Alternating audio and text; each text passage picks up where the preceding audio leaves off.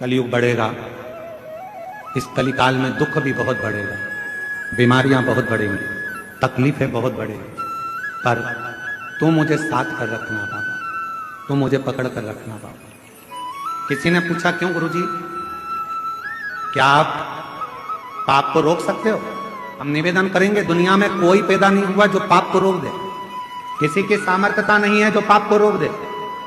कोई कितना बड़ा भी व्यक्ति कितना भी नियम बना ले, कितना बड़ा भी सारा कर्म कर ले, पर वो पाप को नहीं रोक सकता। जैसे जैसे कलयुग बढ़ता जाएगा, जैसे जैसे कलिकाल बढ़ता जाएगा, वैसे वैसे पाप भी बढ़ता जाएगा। तो फिर गुरुजी आप पाप को नहीं रोक सकते, फिर कथा क्यों करते हो?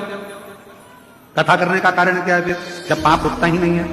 तो हमने कहा पाप को कोई नहीं रोक सकता, पर बस इतनी सी बात है, शिव महापुराण की कथा एक ऐसी कथा है जो एक बहुत बड़ा पहाड़ है, और इस पाप की गति को शिव पुराण की कथा थोड़ा स्लो कर देती है, धीमा कर देती है, इसलिए पाप थोड़ा हल्का पड़ जाता है। जिस शहर में, जिस नगर में, जिस गांव में, जिस खेड़े में, जिस जमीन पर, जिस जगह पर, जिस क्षेत्र में, जिस जिले में, जिस गांव में, जिस प्रदेश में, जिस जिले के अंदर, जिस गांव में शिव महापुराण की कथा होती है, कई वर्ष तक पाप की गति बढ़ नहीं पाती, पाप वहां स्लो हो जाता है, एकदम धीमा हो जाता है, एकदम पाप की गति को कम करती है शिव महापुराण की कथा।